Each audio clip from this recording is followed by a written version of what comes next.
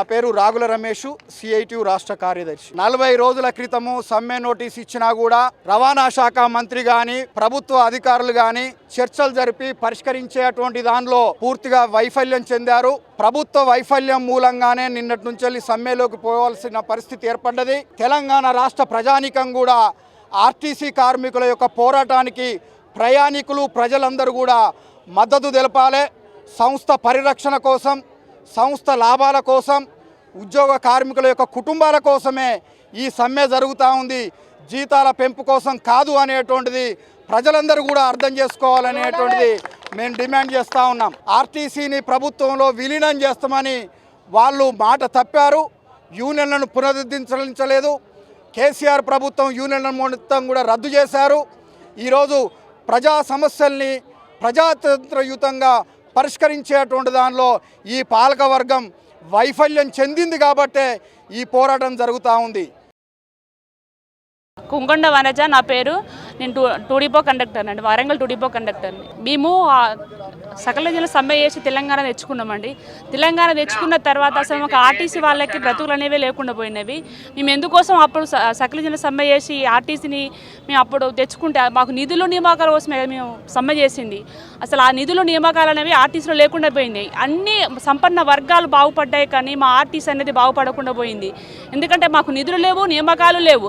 చివరికి మాకు ఇప్పుడు హైదరాబాద్ జోన్లో అండి, అక్కడ 4000 మంది ఎంప్లాయీస్ని వేరే డిస్ట్రిక్ట్ లెవెల్లో పంపించడానికి సిద్ధంగా ఉన్నారు ఎంప్లాయీలని. అక్కడ వాళ్ళు వేరే జోన్లకు వెళ్ళి ఎక్కడ బ్రతుకుతారండి? ఒక తల్లిని పిల్లని వదిలేసి వాళ్ళు వేరే ఎక్కడ వెళ్తారు? పొన్నం ప్రభాకర్ గారే మీకు ఆ 2 మమ్మల్ని అడగండి అని చెప్తే మరి మీరే కదా మేనిఫెస్టో పెట్టింది ఇదివరకు. మీరు మాకు ఓట్లు వేయండి, మీకు విలీనం చేస్తాము, ప్రభుత్వంలో విలీనం చేసి ఇస్తామని చెప్పారు కదా, మరి అవి ఎందుకు చేయడం లేదండి మీరు అని మేము అడుగుతున్నామండి.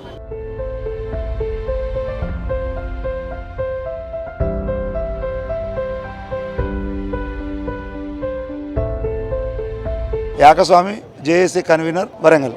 రవాణా శాఖ మంత్రి గారు మరి చర్చలకు రాకుండా పరిష్కరించడం అని తప్పుదోవ పట్టిస్తూ ఉన్నారు ప్రజలను కానీ కార్మిక వర్గాన్ని కానీ. అట్లాంటి పరిస్థితులు లేవు.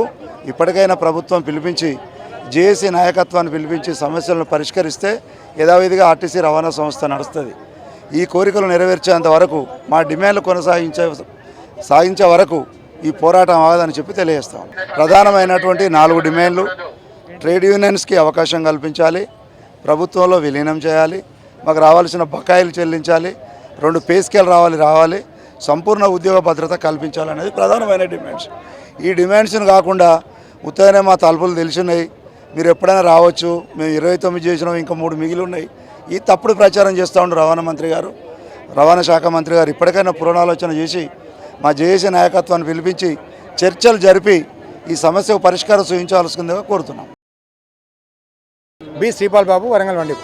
సీఎం చైరు మీకు సంపాదించి పెట్టిందే ఈ ఆర్టీసీ కార్మికులు. ఈ ఆర్టీసీ కార్మికుల ఉద్యమం వల్లనే ఈరోజు మనకు ప్రత్యేక తెలంగాణ రాష్ట్రం ఏర్పడ్డది. దానికి గత ముఖ్యమంత్రి కేసీఆర్ గారు ఎన్నో హామీలు ఇచ్చి మమ్మల్ని బానిసల్లాగా ట్రీట్ చేసి చాలా అన్యాయం చేశాడు.